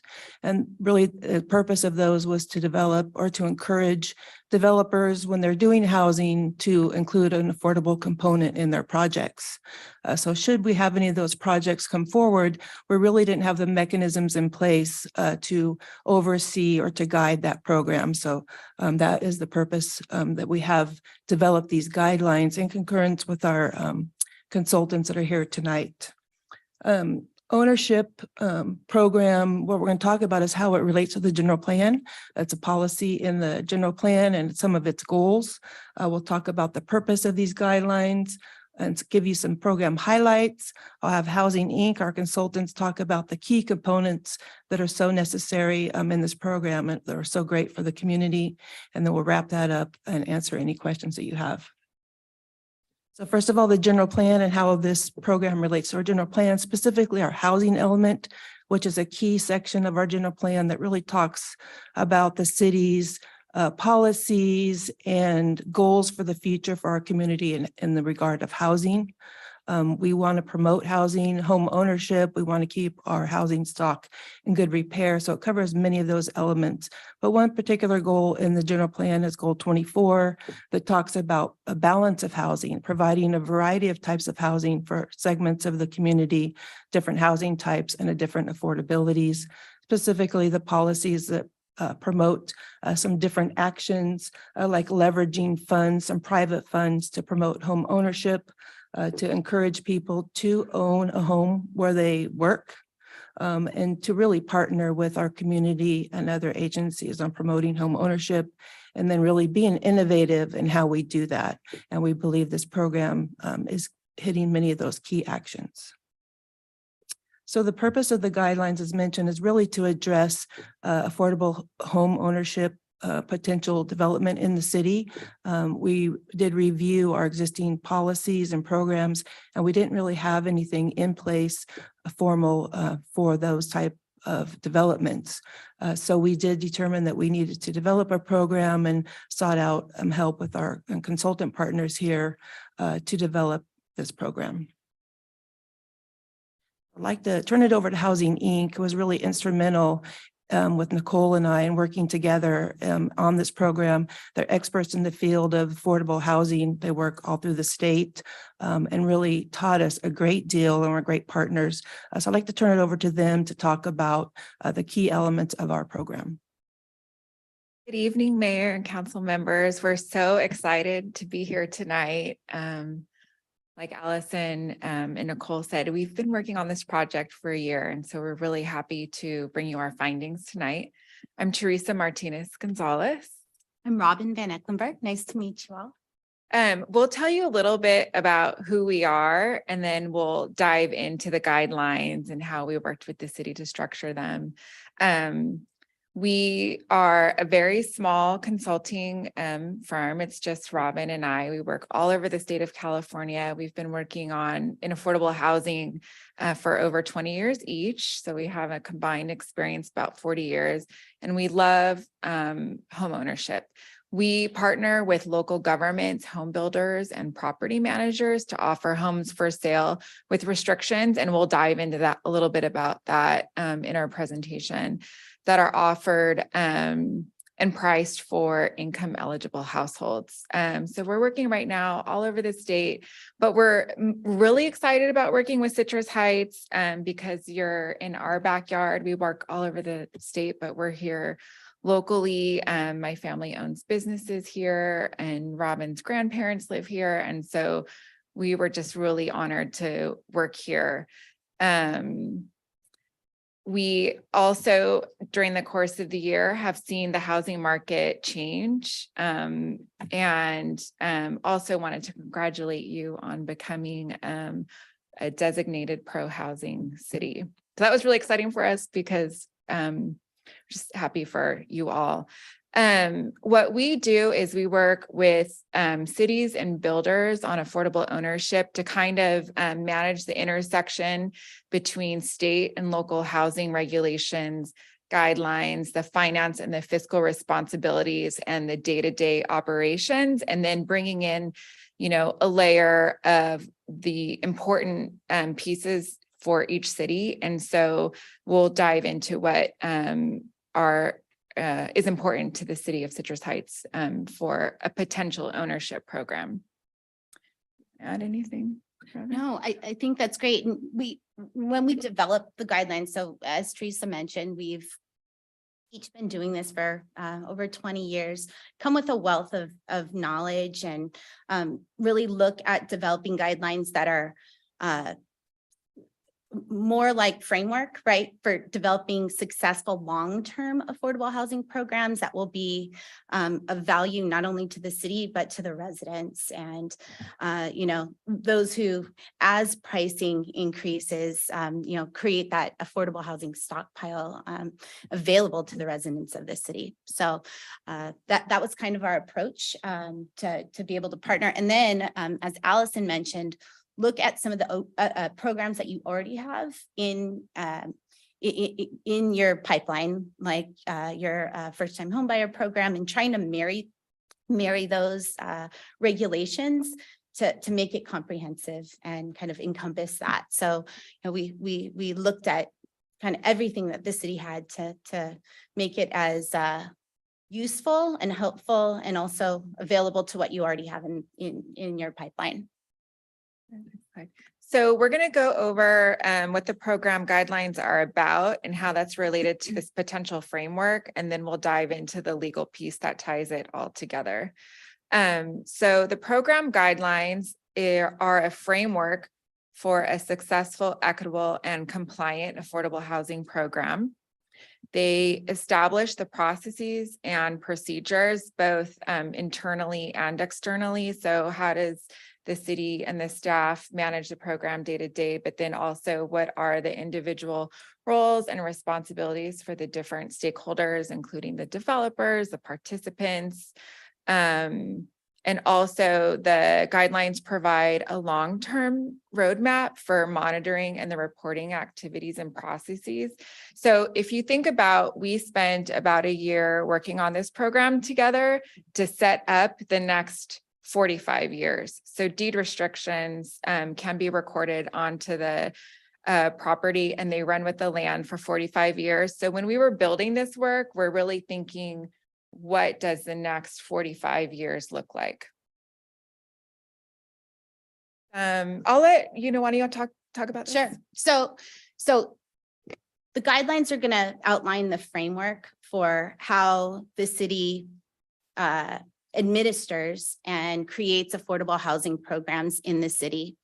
In addition to the framework, it outlines some program eligibility and buyer selection processes to be able to select buyers and underwrite those buyers. So when the city has another development that will have an affordable housing component. They'll use the program guidelines as a tool to be able to successfully implement that with state legislation in mind, as well as some local things that we'd like to see included in that. So we're going to have buyers are going to have to be first-time home buyers. We have defined what that means. Buyers are going to have to be income eligible, and we'll go into that in just a second. Buyers will be required to meet certain lending requirements. Buyers will be required to have go through home buyer education as part of this opportunity. The other things that we're going to be looking at as developments come up that will have this component is live and work in Citrus Heights criteria, or folks who live or work in Citrus Heights. So the goal is to help the people who live and work here be able to afford to own here. Next slide, please. Wait, go ahead. So deed restrictions run with the land. Sometimes, usually for 45 years, sometimes for 55 years. They are required by the state legislation, and they are a legal tool to create the affordable housing. They govern the use and the transfer of homes, and all of this is outlined in the guidelines. They help preserve long-term affordable housing in the city and really focusing on people who live and work here. And they also, into the legal documents, there are requirements for ongoing monitoring, compliance, and maintenance of the home. Including insurance requirements, landscape requirements, code requirements, those kinds of things. So in terms of who would be able to participate in these programs, so the state will dictate really what the sales prices will be determined, and they'll be project specific. Because things like interest rates, homeowners association dues, property taxes, maybe Mello-Roos will have to be identified on a project specific level to be used as variables when determining what those prices are. There's a formula that the state has outlined that we've included in our guidelines so that we're consistent with that legislation. The homes will also have to be affordable to income eligible buyers. And so if you look at the chart in front of you, we've highlighted the low income category. So the homes that are designed for this program are designed for families that are what we call low income, or 80% of AMI or under. The incomes are still pretty high for low income, right? So you're looking at, for a household size of 4, $81,000 a year. Those folks still are going to struggle to be able to afford homes in Citrus Heights. With your median prices for the county of Sacramento over 500,000. Folks in that income range, especially with interest rates, are where they are now. Oh, You ask questions as you go on, or do you want us to wait until the end? yeah, it's fine with us. I'm just wondering, so if the average median income over 45 years changes, does the criteria change? So the way it would work is it's a formula. So it's going to be based on the increase in that area median income, so that home always remains affordable to that income category and that income group. Okay.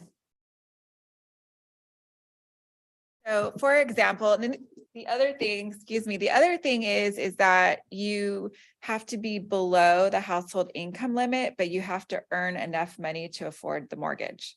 So, you program wise, right? You could qualify as a family of 4 if you make $20,000 a year, but you need to afford the mortgage. So there's this, intersection between affording a 30-year fixed rate mortgage and not exceeding the income limits for the program.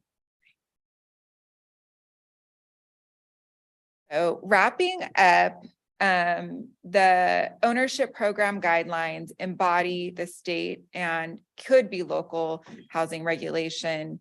They apply to new home development projects, and they are a framework to create these future homeownership opportunities for people who live and work in Citrus Heights. So that wraps up the presentation portion of this item for the affordable housing guidelines. Thank you, Teresa and Robin, for being here tonight. I just want to say you guys have been wonderful to work with, and it's been a really good partnership. So we'd like to open up to questions. So, so let's say we have a person who gets this little house, and then after a few years, he wants to sell his little house and go move to Placer County and get a nicer home. So he has to then sell his house to a person who will qualify for they go through the same system. What if he wants to sell his house? He has to get his house sold in order to get the one he's moving into, and you don't find a buyer that qualifies to buy his house, but he finds one that isn't quite in your program that qualifies. Can he sell his house, or is he stuck with it? So yeah, that's a great question. The city will have the first right of refusal built into the deed restriction. So that homeowner will always have to give the city the first right to be able to find a buyer. And then if they're unable to find it, then, the city has the ability to release that restriction. The goal always, though, because these really are assets based on, the values, right? The regular market values. A lot of times they're not priced at the same value as market rate. So generally we don't have an issue. I haven't had too many issues, and Teresa and I administer a lot of resale programs with these similar deed restrictions. Generally, you don't have a huge issue finding buyers for that. That having been said, the city could not exercise their option and allow the owner to be able to find another buyer. In that case, there's a built-in what we call excess sales proceeds. I couldn't think of the word. And anything that home is sold for above that maximum restricted price has to be paid to the city. So for example, if the maximum resale price is $300,000 and he sells it for $400,000, that $100,000 would come back to the city. And then they could use it for potentially other affordable housing projects. Who is it, your organization that keeps the record keeping for the maintenance and making sure qualification stays there? So we've built, or is the city responsible for that? We built the guidelines to be kind of a framework. That's definitely an option for the city to contract with us to do that as projects come up. Right now, the guidelines are open to kind of who has the roles and responsibilities. Right now, the city does, but it's definitely potential to partner with us to do that. Because the city has the first right of refusal, these homes are considered in some ways a city. Because the city has first right of refusal on this home, because the deed restriction runs with the land and is in the name of the city, the home is considered somewhat of an asset of the city.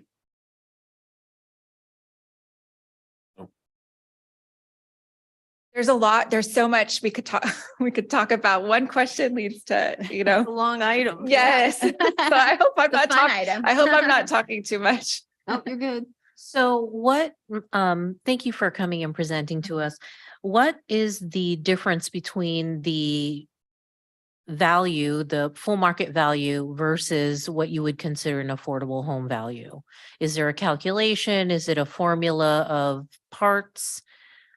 Yeah, so that is a great question. So it's not necessarily related at all. It really depends. So when you're looking at determining the fair market value, that's going to be based on local comparables, right? When we're looking at determining the maximum, like a maximum sales price for an affordable unit, we're going to look at current household income. We're going to look at, for the current AMI level, we're going to look at a household size depending on the number of bedrooms in the unit that we're looking to sell. We're going to look at current interest rates. We're going to look at homeowners association dues, Mello-Roos, and we're going to kind of back into what is the maximum that price can be based on all of those variables. So it's hard to say because it's going to be project specific and closer to when you're actually going to develop the units as really when you'd establish what, prices are for those homes. Now on the resale, and fair market value would matter, but generally speaking, that's going to be a whole lot lower than fair market value, or it should be. So here's a concern that I have with an individual who is at a certain income level buying into, surrounded by neighbors who are paying the fair market value for their home.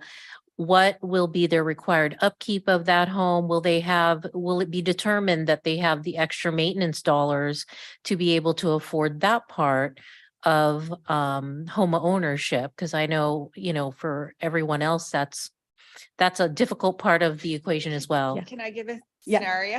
Yeah. Okay. Please. Worst case, most terrible scenario you could ever think of, right? You have a homeowner who buys their home and they take off their roof and they let the lawn go and they park cars and on the lawn and the oil seeps through and then their driveway is cracked. The city can force the sale of the home if the homeowner isn't maintaining their property, because it's considered a city asset. And so the deed restrictions outline maintenance responsibilities for the homeowner. So, Totally worst scenario, right? Like, so probably who would takes do the that. hit then? Does the city take the hit? Does it? The- So the let's say home- that, the let's say that homeowner. they do all that, they take the roof off, they. Wait, that's a code enforcement issue. Yeah. The homeowner. The homeowner would, but Well, their bank, whoever, because right, or their bank. So what the deed restriction will do is that will act as a covenant on the property, kind similar to like a CC&R. And in that, the city will have not only the first right of refusal, but will also have not only monitoring obligations. They will also have the right to force maintenance and repairs and be able to check in on homeowners to make sure that they're doing that. Now, back to your question on whether or not they can afford to do that, I think that's a different question. And so I think what we would do when we're calculating that maximum sales price is we could add a maintenance or a utility allowance when we're looking to calculate that potentially. And that's totally up to the city. The guidelines are fairly open in terms of what variables we would have included in that price. So that's certainly something that we could do to make sure based on the income that they're at today when they're buying, they'd have the resources to be able to keep up with that long term. But that having been said, the city would have that restriction that would really force compliance. And the city's first mortgage requirements have an extra layer of affordability for your home ownership programs, like the first time home buyer program. So buyers can only 40%, right? Is their front end? Yeah, 35. 35%. Yeah. And whereas banks might allow somebody to spend 60% of their income on a Depends. mortgage. It depends nowadays, right? But this program is 35. And so we'll Do look you at work that. with realtors to help find these buyers so that, for the buyer for a resale? Like, it seems to me it would be tough to market your house if it's got all these deed restrictions on it. So sometimes, yeah, we work with realtors. A lot of times for the programs that we manage, we have big wait lists because the difference in the market value and the maximum sales price is so great that it's an opportunity that folks in this income category would have no other option, right? No other ability to be able to purchase. So a lot of times it's not really an issue in terms of finding a buyer, has been our experience. So generally that's not a problem. If you don't already have an established list, yeah, that's definitely something like partnering with realtors and lenders to be able to find an interested buyer. I have a question and it's actually for our city attorney. Ryan, what would be our exposure in this case with, it just seems like quite a hybrid situation with private home ownership and city asset What does that mean to the city? I mean, I think this, the state, I think HCD looks at this really carefully. So I, I think that you have exposure to fines from the state. I don't know from so much from a private standpoint, but I think publicly, that's where the concern would be is if you're in violation of, I think the state would come down pretty hard on the city. So from your perspective, it would be in fulfilling the affordable housing requirement. Okay. That's the part that I think would be the hook from them. Yeah.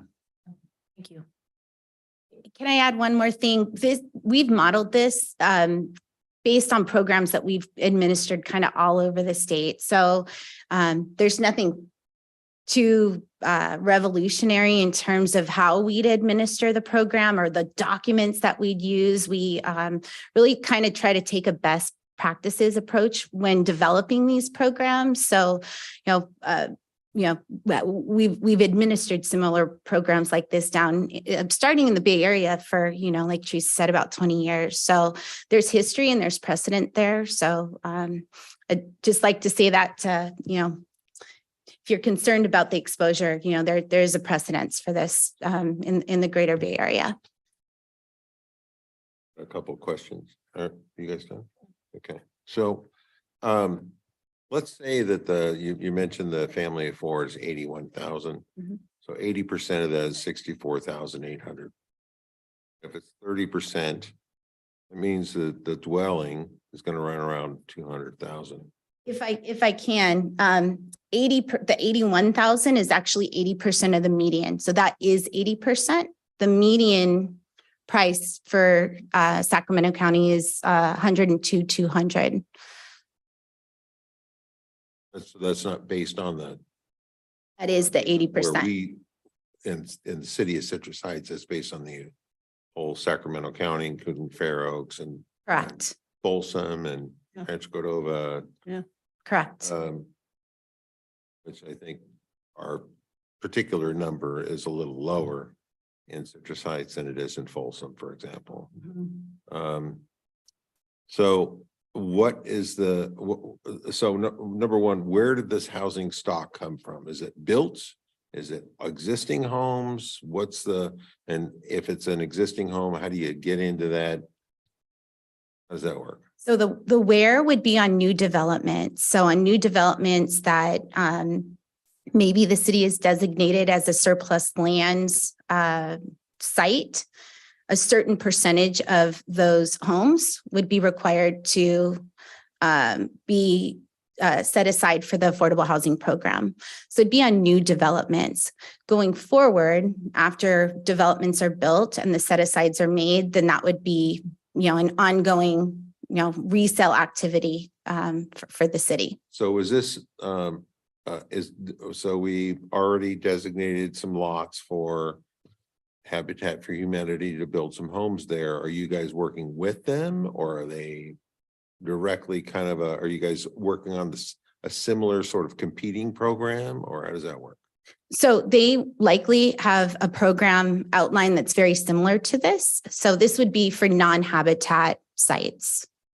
Habitat for Humanity is an affordable developer, which is different from new affordable home development by state legislation. So it's two different similar programs, two different mechanisms. So I'm going back to, let's say that the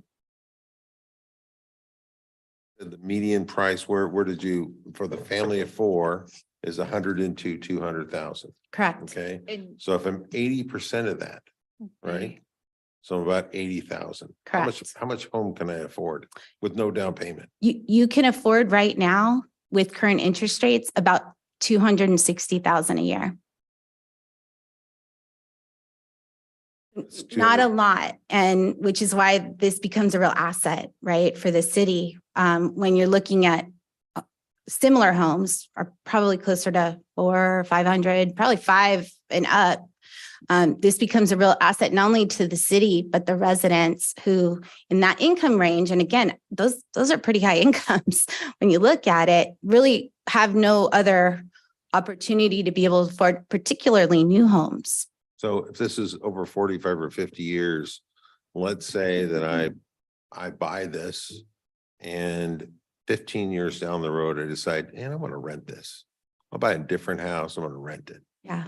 What's the rules on that? How does that work? So, great question. We have a monitoring provision outlined in the program guidelines that would also be reiterated in the deed restriction that require owner occupancy.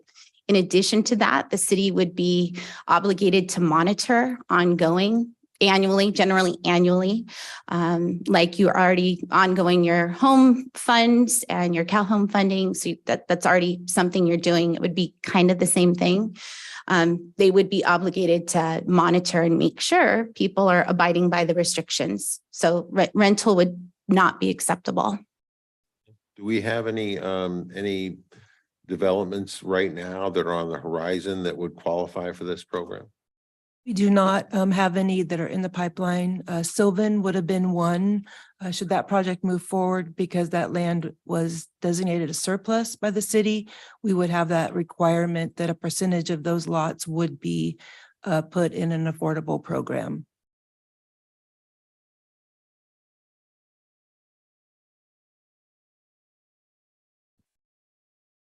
All I had, thank you. So with that, we'd like to recommend a motion to adopt the Affordable Housing Ownership Program guidelines. I have a question on that.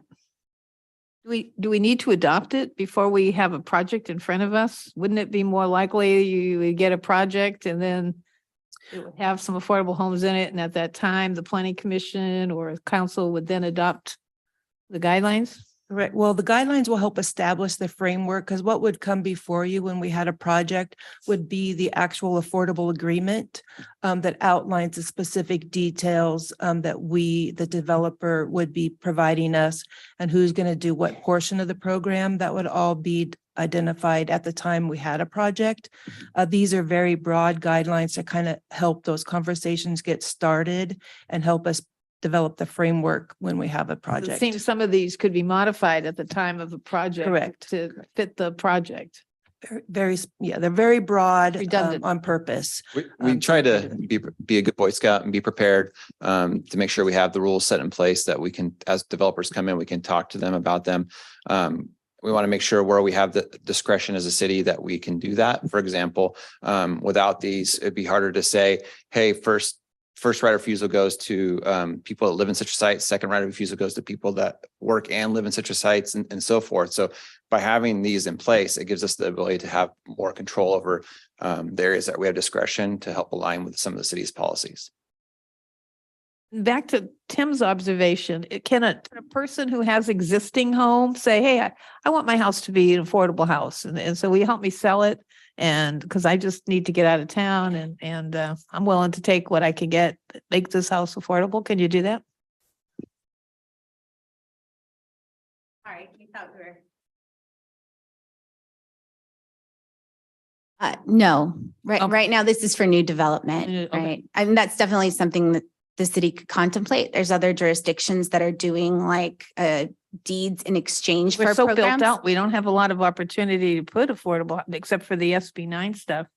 Right. And there's no limit to how many cars they can park in their little tiny $260,000 lot. Oh, well. Ready? Okay, do I have a motion?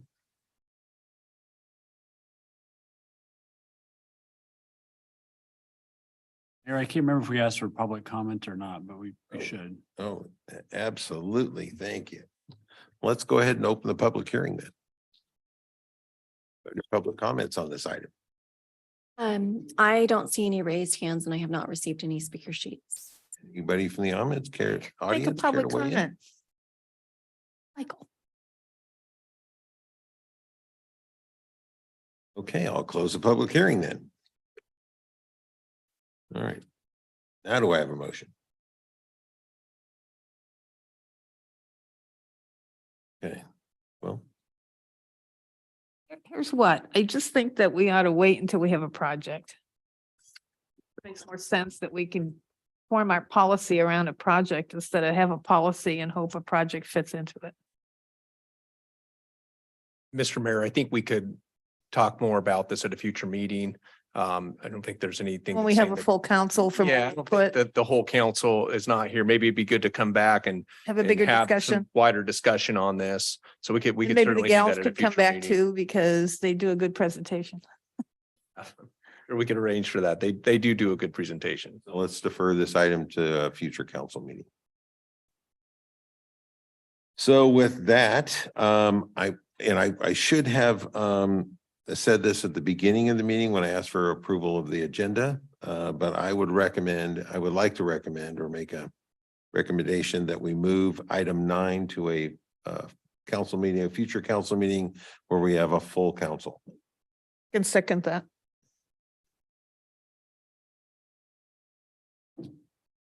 Any issues we need to do with that? No, that's fine. We can move that too. So next item, please. So with that, the next item is item number 10, regular calendar. The subject is budget allocation for Citrus Heights Cares Community Pride and Cleanliness Campaign. The recommendation is to adopt a resolution allocating $47,000 in American Rescue Plan Act funding to create and implement the Citrus Heights Cares Community Beautification Campaign. Want to thank the public who are still here for being still here. This is the best item on the agenda, you guys. Good evening, Mayor Schaefer, members of City Council. I am Megan Huber, Economic Development and Community Engagement Director. This item before you for consideration is related to a current strategic objective. It's to consider implementation and budget allocation for our Citrus Heights Cares campaign. So the Cares campaign is it's a strategic objective in and of itself, but it's also very related to a lot of really deep strategic planning work in both our community image and community connection goals. So I'd like to take a minute to connect those dots and share the foundation that's being laid so that it accurately reflects the excitement around this upcoming Citrus Heights Cares campaign, which will then review the brand and the campaign itself. So first and foremost, I mentioned that this is a current strategic objective directly related to deep strategic planning work. And I wanted to take a moment and give a few high-level data points for our community. We spent about a year in this really deep foundational strategic planning for community image and community connection. And we used resident priority data to set those priorities. And you can see here a sample question from a flash vote issued last year where our residents prioritized their top priorities. And you can see the 3 highlighted are physical safety and security, the appearance of our neighborhoods, and the amount of commercial vacancies and blight. Put another way, this same flash vote offered a fill in the blank question where they can add additional information. And you see here a word cloud that reflects those submissions with top most frequently used words being homeless, neighborhood, repair, issue, parks, blight, etc. So in addition to this quantitative work, we also spent a lot of time gathering qualitative data and speaking with a plethora of community groups, community organizations, community influencers, community leaders, of which a portion is listed on this slide. And all of that work really narrowed us down to 4 key focus areas to drill down our strategic planning work into. And those are community image, community connection, economic development, and infrastructure. So what I'd like to speak to now is the work being done in community image and how this Citrus Heights Cares brand will continue to elevate and amplify that.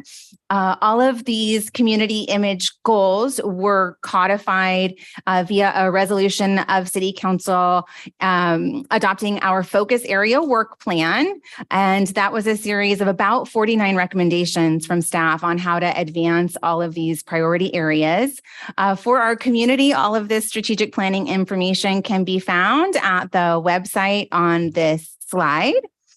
And as I mentioned, this is a current strategic objective to bring a funding request to City Council for implementation of our Citrus Heights Cares campaign.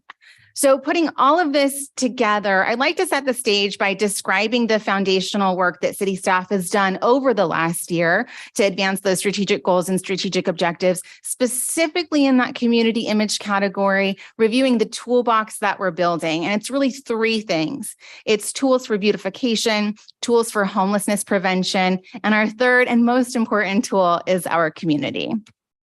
So first and foremost, a lot of great initiatives have been stood up in Citrus Heights in the last year around beautification. Probably the most visible in our community, a really sharp truck, if I can say so myself, is our beautification crew. And this is a 2-person proactive full-time crew actively patrolling our city to help with homeless camp abatement, illegal dumps, abandoned transient carts and debris, etc. Amy, I lost there we go. Second, we have done really collaborative work, expanding our influence and working with jurisdictional partners like Caltrans and Roseville to advance cleanup initiatives around the borders of our cities and in jurisdictional crossover. These tend to be really highly visible areas, and many of our residents don't realize that it's not directly city-owned property, but that doesn't mean that we can't work with our partners to create solutions. So you can see some great solutions happening in those photo examples. We also implemented some policies for prevention, one being our shopping cart ordinance. And as a reminder, it's a very simple implementation where a business files a retrieval plan to tell us how we'll retrieve shopping carts, and they install new shopping cart ownership signage. And what that really does is allow removers to be cited to help prevent a lot of that visual blight that you see in those photo examples at the bottom of the slide. Now do a quick flyover of advancements in our homelessness prevention initiatives. We continue to offer our Homeless Navigator program, extremely successful, that provides counseling services and resources for those at risk of becoming homeless and services for those who are currently homeless. It's important to underscore these are for unhoused residents who are ready for assistance. And we're really grateful to have partners like Citrus Heights Heart to be able to do this work together. We're also increasing accountability and consequences through standing up a chronic nuisance offender program and community prosecutor program.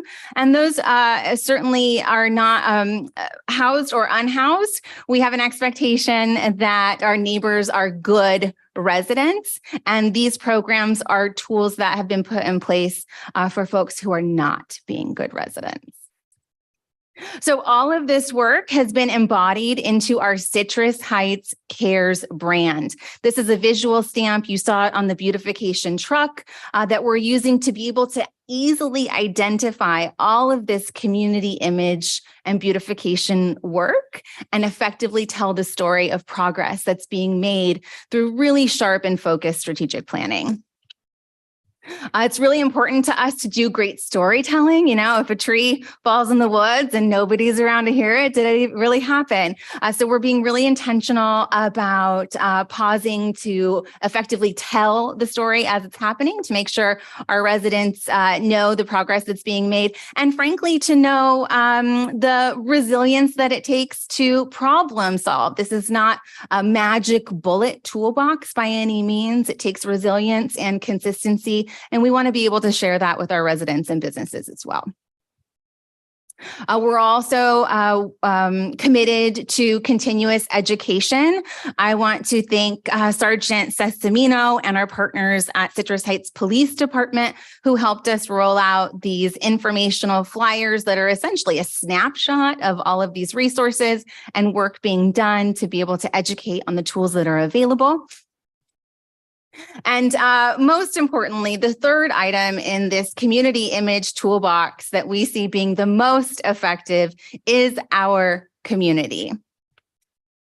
Our intention is to stand up the next phase of the Citrus Heights Cares campaign to effectively continue to educate and also activate our community even more so that we can all lean into this community beautification work together. The Citrus Heights Cares brand will have a tagline of beautifying our city together, and it will have 3 really simple calls to action.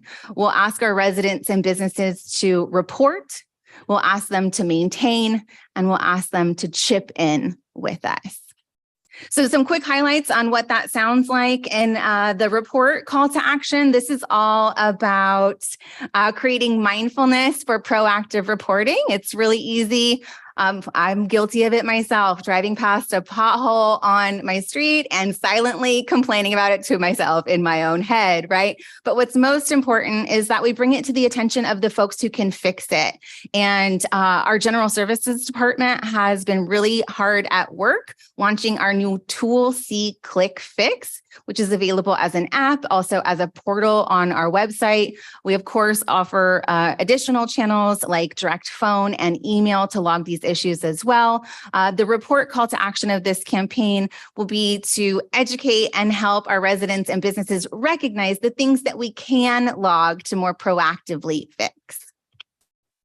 These are some examples of how we're effectively telling that story so far. On the left, you see a Facebook post. We are intending to have a frequency of at least once per week to educate our community on the tools that are available and the reasons why they should use those tools to help beautify. In the middle, you see a marketing partnership with the Citrus Heights Sentinel to advertise our See, Click, Fix tool, which clicks through to our city landing page. You also see a text notification for beautification using our Hello Citrus Heights text service. And then on the lower right-hand side is our new Facebook cover banner. So we'll continue to lay a drip system of education and brand awareness on these and even more channels. The second call to action is maintain, and that's really about educating our residents and businesses and unhoused residents on the easy things that they can do to maintain their properties or maintain, the way we all exist together in our community. So on the right, you see what we're calling our Citrus Heights Cares cards. These are used out in the field by Citrus Heights Police Department, as well as our beautification crew, to pass out to folks that we see in the field as education on how they can maintain and participate in caring about Citrus Heights. And then finally, the chip in call to action is really about going above and beyond. And frankly, this is one of the things that I'm most excited about because Citrus Heights has such a great existing community fabric that we can leverage to create programming around chipping in and caring together. So you see some examples on the right-hand side of what that can look like. And there's so much more to come in terms of programming. So the next steps and the recommendation for associated budget allocation is listed at the table on the right-hand side. It's essentially 2 categories for the next leg of our Citrus Heights Cares campaign. The first category is signage, which will include light pole banners, a draft of which you see on the left. And then it will also include large sign installations. And we're hoping to be able to partner with some commercial property owners and property managers for some light pole signage as well. We've heard a goal from City Council and fellow city leadership that it's really important that this campaign has a physical presence in the community. Certainly digital is important, but out in the community is where the work is going to happen. So we want to get the brand out there as well. The second category is around promotions. We see a budget allocation necessary to continue to execute effective advertising using local media ads, social media ads, and the like. We would also like to set a goal for some Citrus Heights Cares branded promotional items that can be utilized in that chip-in programming that was referenced and beyond. And finally, we've set a goal for this campaign for a citywide educational mailer.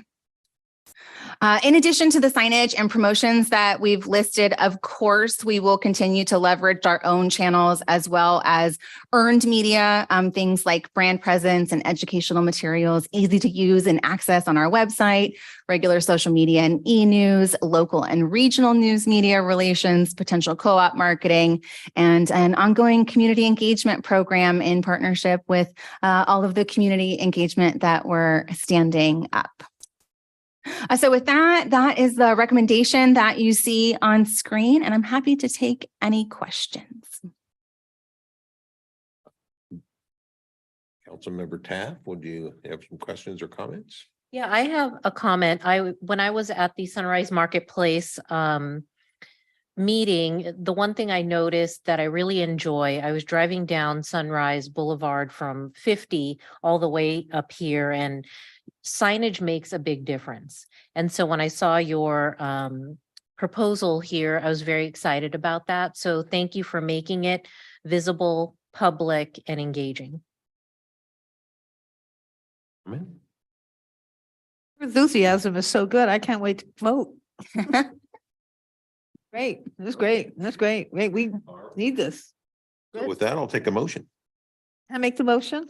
Yes, you may. I motion that we adopt the staff recommendation of allocating $47,000 from ARPA funds to implement the Citrus Heights CARES program. Thank you, Megan. Second. All right. I'm so sorry. I don't know what's going on with my microphone. But I just wanted to check if there was any public. I didn't see any on Zoom. Okay, well, do you want me to open the public hearing? This is not a public hearing, but I just wanted to see if there was any Any public from the audience. comment on the item? I like it. So. Okay, so let's do a roll. We have a first and a motion and let's do a roll call vote then. Councilmember Karpinski Costa. Yes. Councilmember Lopez Taft. Yes. Councilmember Middleton and Vice Mayor Daniels are absent. Mayor Schaefer. Yes. All right, next item, please. Next item is department reports, and there are none. Next item is city manager items.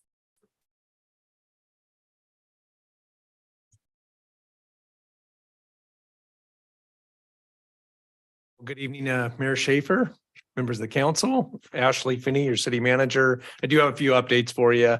Definitely feeling good on the enthusiasm of that last item. Very excited to see that signage get deployed in the community and appreciate all the hard work that's been put into that Citrus Heights CARES campaign. And Megan's certainly been leading the charge on that, but it's also been a group effort with a lot of hands and I guess minds that have been involved on some of the branding too. So appreciate everybody's work on that.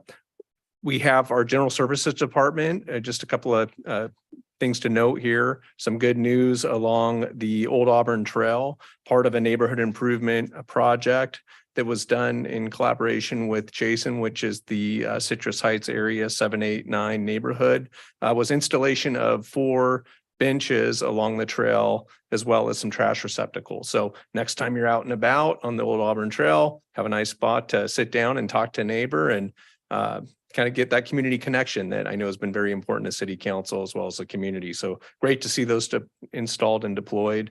And I think with some of the neighborhood grants and some of the community grants that the council has recently approved, hopefully we'll see more stuff like that. So excited to see that.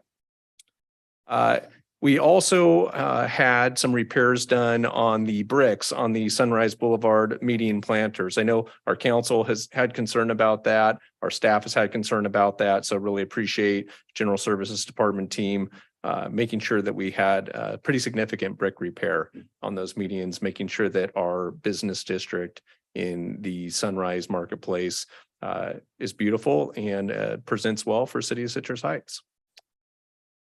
Very excited to report this just came out today, and we actually had some media as well on this that was picked up.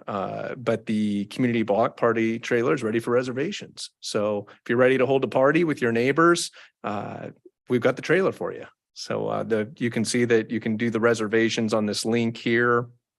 has everything you need to host a block party, tables, chairs, the sound system, coolers, some fun lawn games, trash receptacles and the like. So we're ready to get that deployed. We have a and- tent, needs a tent, one of those. Oh, and Easy Up, I bet you that this is not an all-inclusive list. There is quite a bit going on with that trailer. And so it's definitely going to be something that can hold a terrific event. So I'm excited to say that that's ready to go, ready for action. Well, neighborhoods, let's get planning. And that concludes my comments.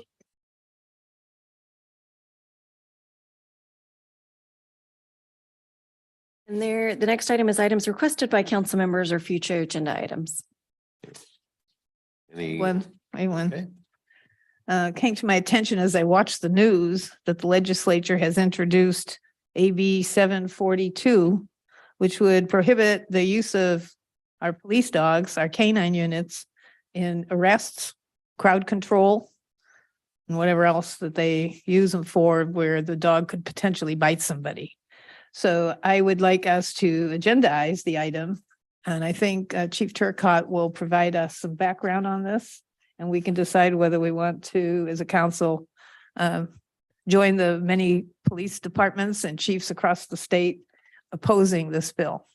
As a canine unit, to me, I'm a big, if every policeman on our force had a canine, partner, I could go for that, but they're expensive. So I just think we need to use our dogs, and I think it would deprive our department of just tremendous amount of ability to do their job. So maybe we don't know all the facts, and I think our chief would be willing to provide those if I could get a second to put that on next agenda. Would support that. Me too. Unanimously. And then one other last thing I want to ask, this rabbit situation, that they came tonight, are we going to provide something to do about that? What are we gonna do? We will get some information to the council on that. And I know that the chief is prepared to talk to council members individually.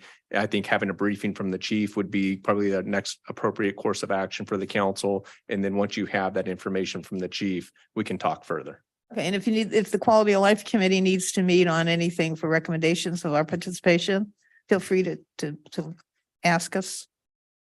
You bet. Thank you. All right, next item, please. And there are no further items. All right, with that, I'm going to adjourn this meeting at 8:08. Have a great